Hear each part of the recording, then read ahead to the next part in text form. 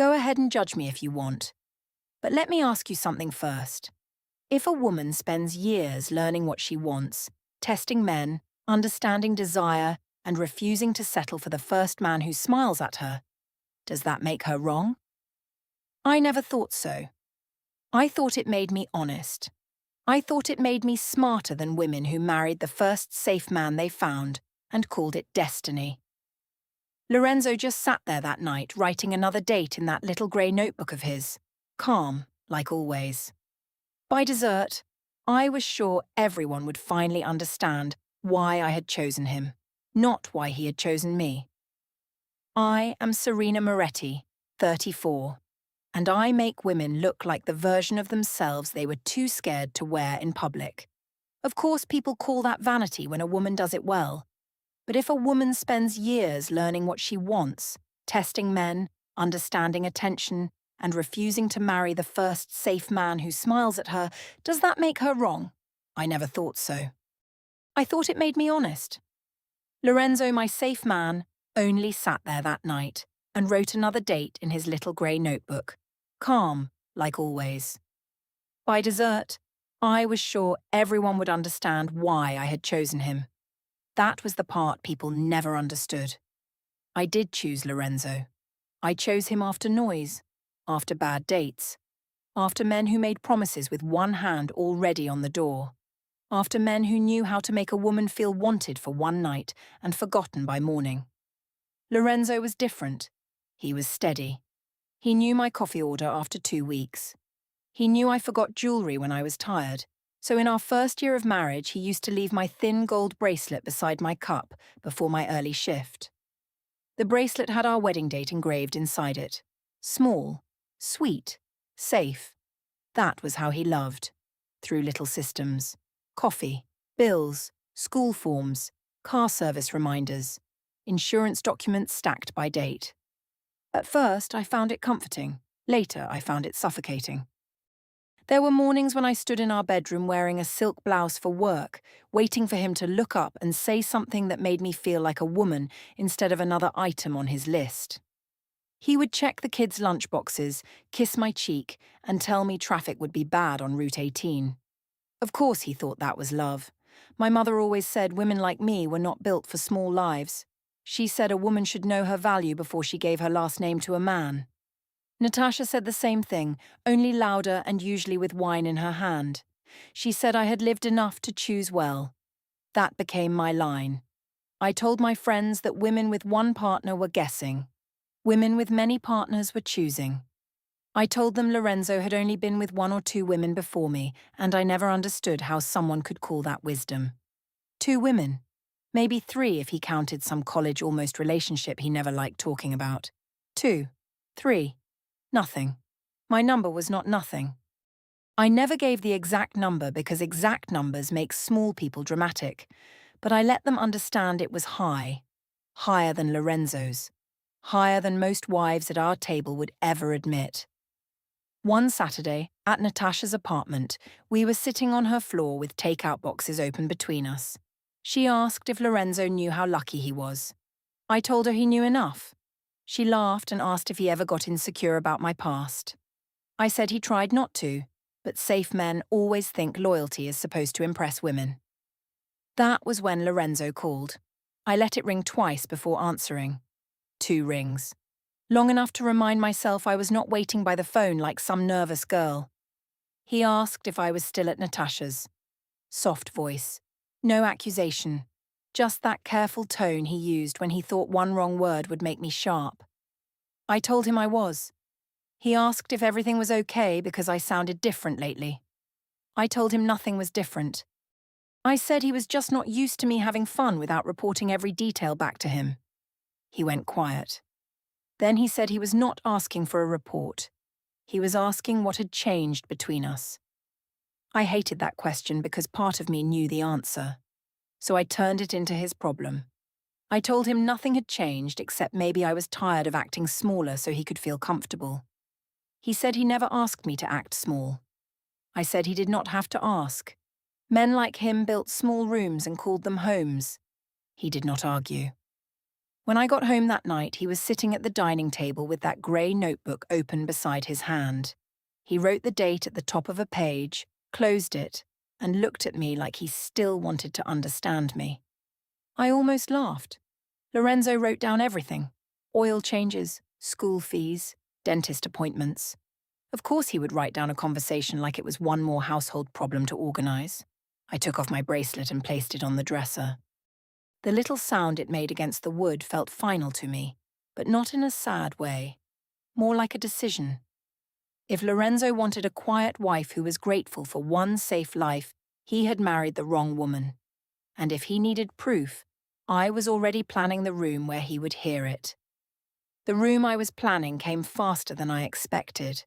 At first, it was only small things: a comment at work, a joke at Natasha's apartment, a look from Lorenzo when he heard my mother praise women who knew the world before marriage. I did not think of it as humiliation. Of course I did not. I thought of it as balance. Men had bragged forever. Men counted women like trophies and still expected wives to arrive clean, quiet, and grateful. I only said women should stop pretending.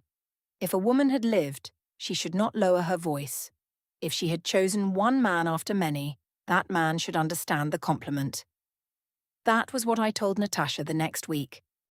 We were in her apartment again, standing by her kitchen island while she poured wine into glasses too large for a Tuesday night. She asked if Lorenzo was still acting wounded. I told her my safe man had gone back to his normal routine: coffee, kids, bills, silence. Natasha said maybe he needed to hear it from other people.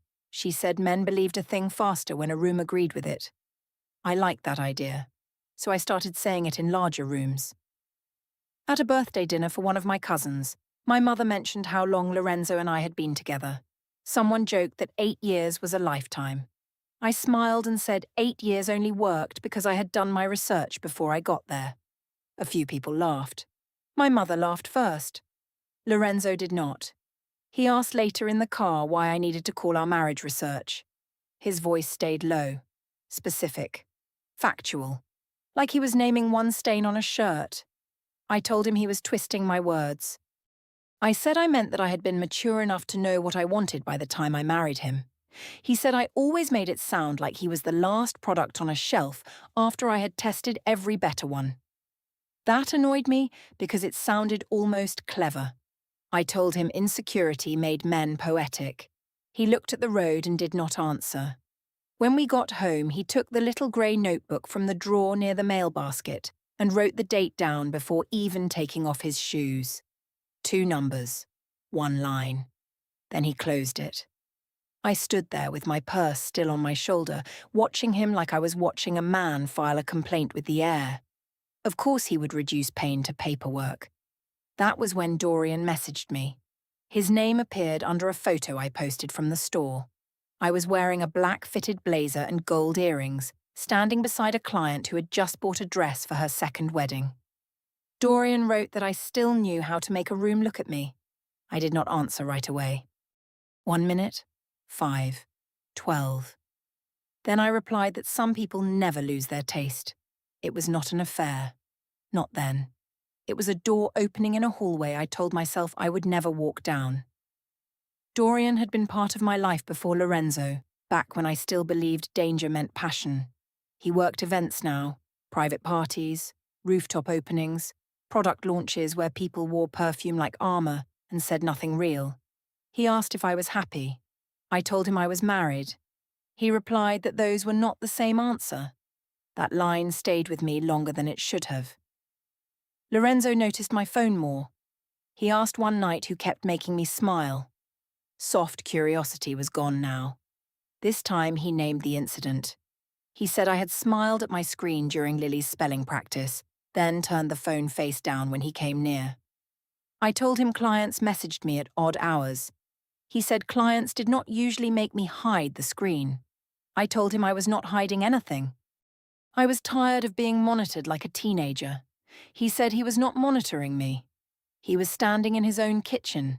The gap between what he meant and what I heard opened right there. He meant that I was treating him like an intruder. I heard that he wanted ownership, so I gave him moral superiority back. I told him men always loved experienced women until those women had private thoughts. I told him he wanted the benefit of marrying a woman other men desired, but not the truth of what made her desirable. He looked tired, not angry. Tired. That should have made me softer. Instead, it made me sharper. Because tired men do not make you feel chosen. Tired men make you feel like another bill. At work, I used that feeling like fuel. I dressed women who were leaving husbands, meeting exes, starting over. I told one client that a woman should never apologize for learning what she likes. She laughed and bought the red dress instead of the navy one. That was my proof. Women understood me. Natasha understood me. Dorian understood me. Lorenzo only organized me. A week later, Lorenzo said something that did not fit the small version of him I kept in my head. He was talking about a claim at work, one of those boring insurance stories he usually knew better than to bring to dinner. He said the whole claim fell apart because the dates did not match the story. He said people always thought emotion could cover a bad timeline, but dates did not care how convincing someone sounded. I laughed. I told him only he could make dates sound dramatic. He looked at me for a little too long, then wrote something in his notebook after dinner. I dismissed it before it could bother me. Claim habits. That was all. A man who spent his day checking forms could not stop checking forms at home. 2 days later, Dorian asked me to meet for coffee. I said no at first. Then I said maybe. Then I said only if it was quick. 3 answers, each one closer to yes. I did not tell Lorenzo because I knew he would make it ugly. That was how I explained the first real omission to myself. I was not hiding Dorian. I was protecting peace. The coffee became lunch. Lunch became a longer walk through the mall after I said I had to get back to work. Dorian listened in a way Lorenzo had not listened in years. He asked questions that were not about schedules. He watched my mouth when I talked. He made me feel like every sentence I said had weight. When I came home late, Lorenzo asked where I had been. I told him inventory ran long. He asked which manager stayed with me.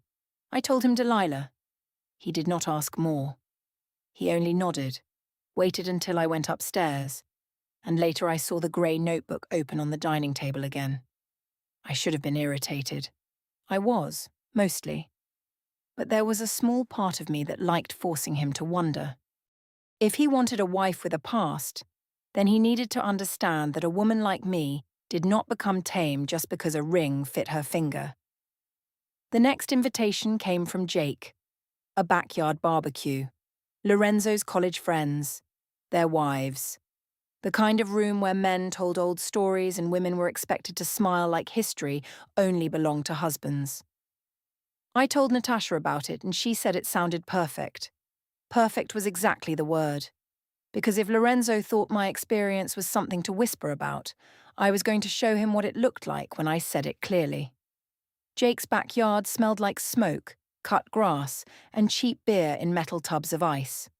It was the kind of summer evening where men got loud before the food was even ready. Lorenzo's college friends stood around the grill like they were guarding something important. Their wives sat at the patio table, moving bowls of salad and paper plates whenever smoke drifted too close. I wore the gold bracelet on purpose. Not because I felt sentimental, because I wanted the room to remember I was his wife while I explained why that meant something. Lorenzo noticed it when we arrived. His eyes dropped to my wrist, then to my face. He asked if I was trying to make a point tonight. Soft, careful, almost tired already. I told him of course not. I said maybe I just liked wearing my wedding bracelet around people who knew us before we became boring parents. He did not smile. He only touched the edge of his pocket where I knew the grey notebook was. That little motion annoyed me before anything had even happened. Jake started it during dinner. He and Trevor were telling stories about college, spring break, bad decisions, girls they made sound like weather events instead of people. Marcus kept adding details nobody asked for. Their wives rolled their eyes, but the men loved themselves in that old memory. Then Jake looked at me and said, "Women always acted shocked. but wives probably had their own stories too. The table laughed, not at me, with me. That was important. I took my time with my wine. 1 sip, 2, 3. Then I told them they would be surprised what some women did before they became wives. Lorenzo's hand moved under the table and touched my knee. Not hard, just enough to ask me to stop without asking in front of people. I hated that. I hated being managed with fingertips. So I smiled at Jake and told him some of us did not need to pretend college was innocent. Trevor leaned back and asked if Lorenzo knew my number. Emma told him not to be gross, but she was smiling when she said it. Marcus laughed and said now he had to know. Jake's wife started clearing cups that were not empty. The air changed before my mouth did. I felt it. I chose to keep going. I said Lorenzo's number was so small it almost sounded religious. A few people laughed because they thought it was a safe joke. I let them laugh. Then I said mine would probably make his head spin. Lorenzo looked at his plate. That should have been enough for me. It was not. I told them I had never understood people who acted proud of only having 1 or 2 partners. I said love was not something you guessed right on the first try. I said a smart woman learned men before she chose one. She compared them. She understood what desire looked like, what boredom looked like, what lying looked like, and what safety looked like. Then I lifted my wrist and tapped the bracelet against my glass. The sound was small, clean. I said my safe man should feel honored because after all that experience, after all those men, I still chose him to be my husband and the father of my children. The laughter died in pieces. First, Emma stopped moving. Then Marcus looked at Trevor instead of me. Jake opened his mouth like he wanted the joke back, but he did not know how to get it. One of the wives pushed her chair in slowly, as if noise might make the moment worse. Lorenzo did not move for a few seconds. Then he took out the grey notebook. Right there, at the table. He wrote something down with his small black pen while everyone watched and pretended not to watch. I almost laughed because it looked so absurd. My husband, making a note at a barbecue like a man reviewing a damaged roof claim. Of course he would hide in paperwork.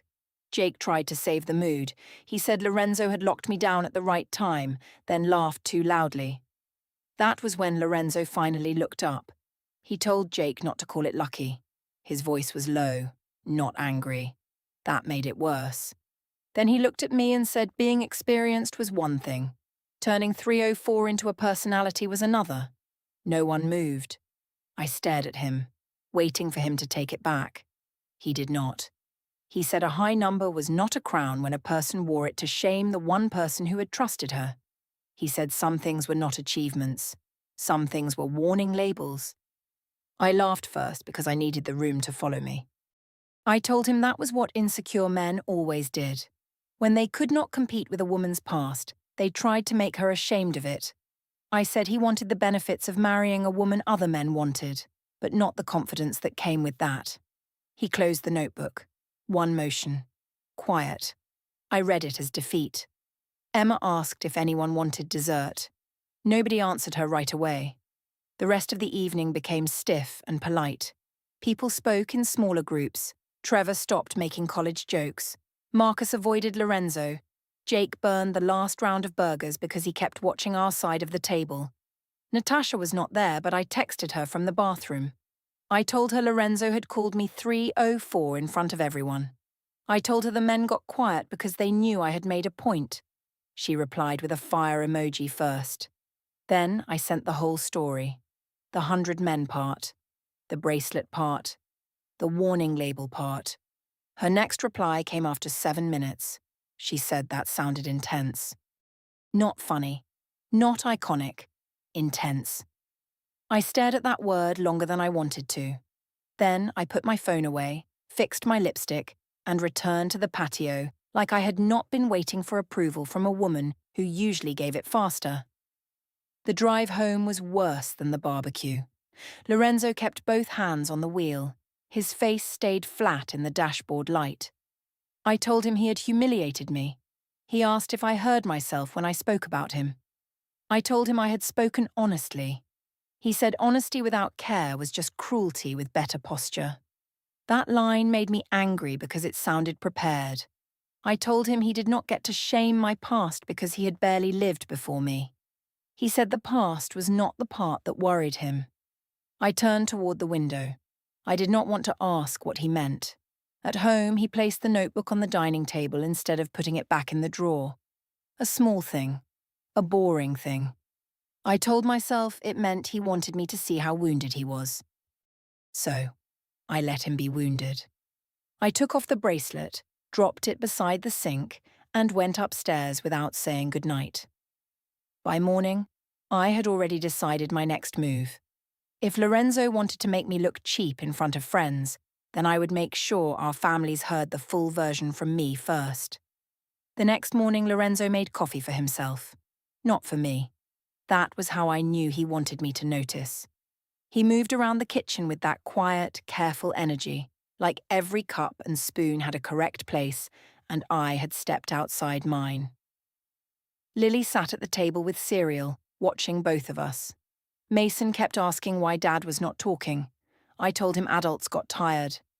Lorenzo looked at me over the rim of his mug but said nothing. Of course he would make silence into a punishment. I made pancakes because noise helped. Plates, butter knife, drawer, sink. 4 small sounds in a row. I counted them without meaning to. 1, 2, 3, 4. Lorenzo still did not soften. When the kids went upstairs that night, he came into the living room and asked about Dorian. Not the way jealous men ask.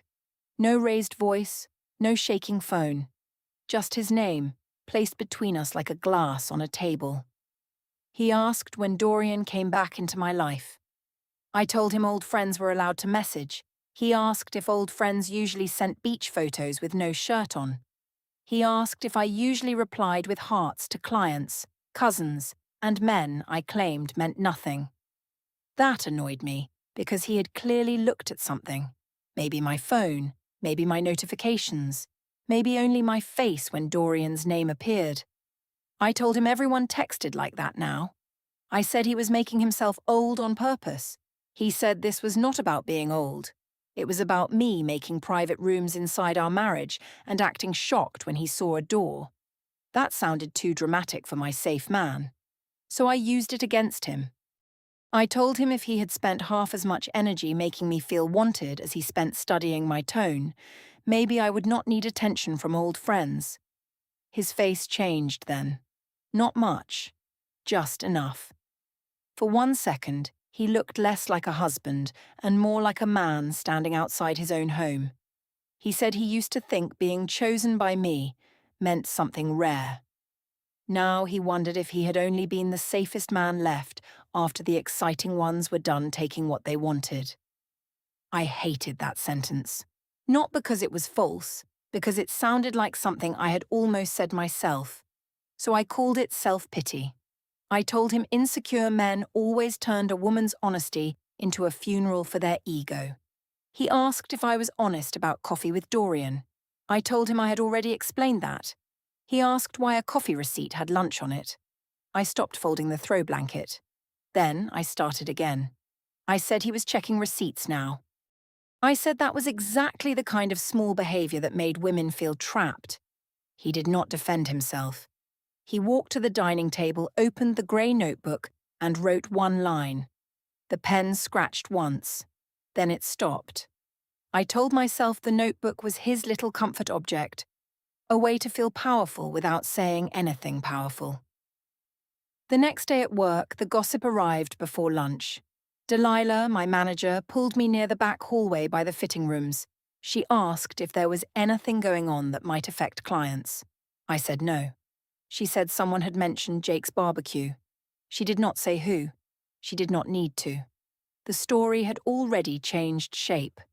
By then, I was not the wife who made one bold comment. I was the woman who bragged that my body count made me better than my husband. Someone added that Lorenzo called me 304. Someone else said I laughed about it like the word proved his weakness. I told Delilah people loved punishing confident women. She said she did not care about confidence. She cared about customers whispering near the jewelry counter. That was when I saw Dorian. He stood by the watches, wearing a linen shirt and that same easy smile that used to make me forget what time it was. I walked over before Delilah could watch any longer. I asked what he was doing at my work. He said he wanted to see if I was okay. I told him showing up like that made everything worse. He said Lorenzo had contacted him and asked direct questions. He said he gave honest answers because he did not want trouble. Honest answers. From Dorian. I almost laughed in his face.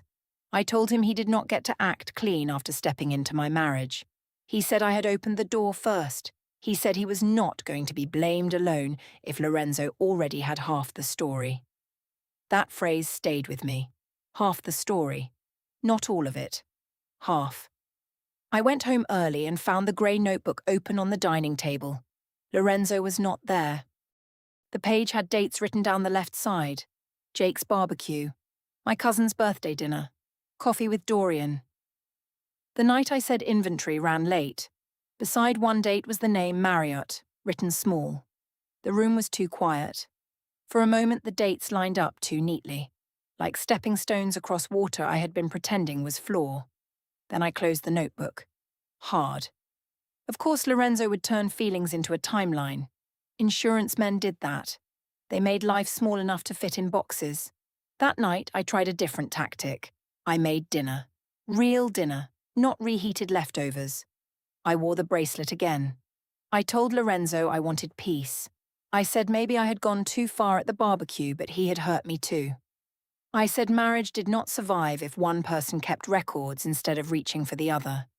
He listened until I finished. Then he said I was offering peace only after getting caught in pieces. That made the soft version of me disappear. I told him he did not get to talk like a judge in a house he barely warmed. I told him he had been absent for years, sitting 3 feet away from me and still making me feel single. He did not argue with that part. He only looked at the bracelet. Then he said the pattern was bigger than the barbecue. Pattern. That word made me cold in a way I refused to show. The next morning at school pickup, I saw Vivian standing beside Lorenzo. His sister had a folder pressed to her chest. She was not emotional. She was not gossiping. She was just listening while Lorenzo spoke quietly. Vivian was a bookkeeper. Numbers made sense to her. Receipts made sense to her. Patterns made sense to her. I told myself Patricia had sent her to interfere. That was easier than asking why Lorenzo looked relieved beside her. When I called Natasha, it went to voicemail. She texted back 2 hours later that she was busy and hoped things calmed down. 2 hours, 8 words, nothing else. So I made my decision. If Lorenzo and his family wanted to build a story about me, I would put everyone in one room and tell mine first. I called it a family dinner because people relax when a woman uses soft words. A reset sounded too formal. A talk sounded too guilty. Dinner sounded normal. So I invited my parents, Lorenzo's parents, Vivian, and Natasha. I told everyone it was time to stop letting gossip speak louder than the people actually inside the marriage. Of course, my mother agreed first. She said families should not let outsiders turn private pain into public entertainment. Patricia said nothing on the phone except that she and Lorenzo's father would come if Lorenzo wanted them there. Vivian did not answer me at all. She answered Lorenzo. That bothered me more than I admitted. Natasha said she would try to come. Try. One little word where loyalty should have been. Still, I planned the room carefully. I wore a cream dress, soft enough to make me look reasonable. I put on the gold bracelet. I set wine on the table, but not too much. I wanted everyone calm enough to listen and uncomfortable enough to remember who had made this mess public first. Lorenzo arrived with his parents and Vivian. He looked tired. Clean shirt. Quiet face. Grey notebook in his hand. That notebook again. He placed it beside his plate like a napkin. I almost smiled. My safe man had brought his little book to a family dinner. If that was his weapon, I was not worried. Dinner started stiffly. My mother talked too much. Patricia barely touched her food. Vivian kept the folder on her lap, closed. My father watched Lorenzo with a sadness that irritated me because it looked too close to sympathy. I waited until dessert. Then I stood. Not dramatically, just enough for the table to understand I was done being spoken about. I told them I was tired of being punished for honesty. I told them men had bragged about women for generations, but the moment a wife admitted she had lived before marriage, everyone acted like the roof had fallen in. I said I had never lied about being experienced. I said Lorenzo knew he had married a woman who understood men. Patricia's mouth tightened. That made me sharper. I said Lorenzo had only known one or two women before me, and somehow everyone wanted to pretend that made him pure instead of untested. I said a man with almost no experience had no right to judge a woman who had learned what she wanted before choosing him. Lorenzo looked down at the notebook. He did not write. Not yet. So I kept going. I said I had tried enough men to know the difference between desire and performance, between danger and stability, between a man who wanted a knight and a man who could raise children. Then I looked at Lorenzo and said he should have felt honored that after all of them, I still picked him. My mother nodded. Nobody else did. 2 seconds. 5. 9. The silence grew teeth. Lorenzo finally lifted his head and asked one clean question. He asked if I could say, in front of everyone, that all the men I was so proud of came before the wedding. There it was, the trap-shaped question. I did not step into it. I told him he was doing what insecure men always did. I said he wanted to turn a conversation about a woman's freedom into a courtroom for her past. He said he was not asking about my freedom. He was asking about dates. Dates again. Vivian's hand moved on the folder. I saw it. I dismissed it. Lorenzo said there was still a way to speak plainly. He said, if I stopped performing for the room, we could talk like two people who once loved each other. That almost worked. Almost. Because there had been love. Coffee by the bed, the bracelet beside the cup, his hand on Mason's forehead when our son had a fever, his quiet way of taking the worst task without announcing it. But then I remembered all the nights he sat 3 feet away from me and made me feel single, so I gave him the one truth he could not deny. I told him he had disappeared inside routine. I told him bills, school forms, and claim files got more of his attention than I did. I said he made me feel like a woman standing outside a locked house with her own key in her hand. He did not answer, because it was true. For a moment, that truth sat between us cleanly. Then I used it. I said if he had made me feel desired, maybe I would not have needed reminders from men who still saw me. My father closed his eyes. Patricia looked away. Vivian's face did not change. Lorenzo's did. Something in him settled. He opened the grey notebook, but instead of writing, he closed it again. One soft cover against paper. That was all. He said he would handle things properly now. No shouting, no threat, no begging. That made me angrier than any accusation. I told him proper was what men said when they had no passion left. I told the room that I would not be ashamed of having a body count higher than his. I said 304 was only a word bitter men used when they could not control the woman they married. Then I reached for my phone under the table and texted Natasha. I asked where she was. The message delivered. No reply came. Just a white screen. My own face reflected in it. Calm. Beautiful. Right. So I put the phone down and lifted my chin. Lorenzo got quieter. I got stronger. By the time he finally smiled, I was sure I had pushed him into surrender. Lorenzo smiled. Not wide, not cruel, just enough to make the room stop breathing around him. Then he stood and placed the grey notebook in the centre of the table. My glass was still in my hand, and I set it down too carefully, fingers staying on the stem longer than they needed to. He opened the notebook to the first marked page. He named the dinner at his parents' house when I first joked that he needed an experienced woman to teach him life. He named Natasha's apartment when I called my past research. He named Jake's barbecue when I tapped my wedding bracelet against a glass and told his friends my body count made me the prize. Each date had a line. Each line had a witness. Then he said the number had never been the problem. The dates were. Vivian opened her folder. Not fast. Not dramatic. She slid papers across the table like bills after a meal. Card statements, hotel charges, restaurant receipts, screenshots from Dorian. The coffee I called quick. The lunch I called nothing. The night I called inventory. The Marriott charge I had told myself was too small to matter. My mother reached for one page, then stopped. My father read 3 lines and looked away from me. I tried to say Lorenzo was shaming my past again, but Robert said this was not my past anymore. That was all.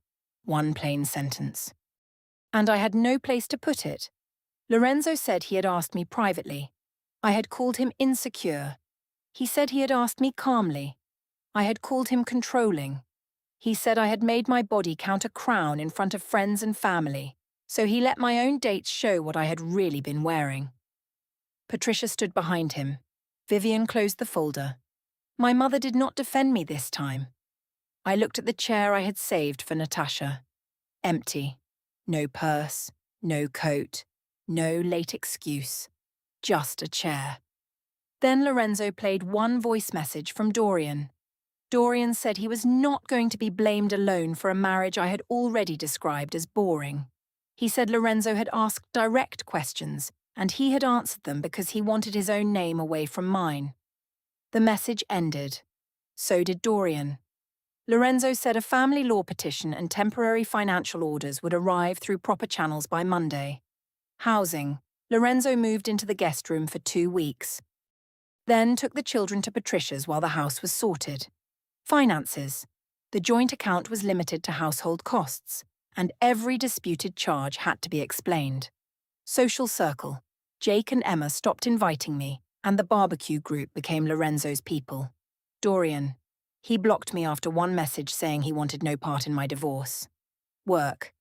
Delilah cut my client-facing hours because customers kept whispering near the fitting rooms. I still believe women should not be ashamed of having a past. Of course I do. Lorenzo was cold. He did disappear into routines. He did make me feel like a woman waiting outside a locked house with her own key. But I did not only have a past. I kept using it as proof that I was above the man who stayed. The gold bracelet sat beside his notebook on my parents' table, the wedding date turned toward the ceiling. I thought 100 men made me impossible to replace, until the one man I called safe proved I was easy to leave.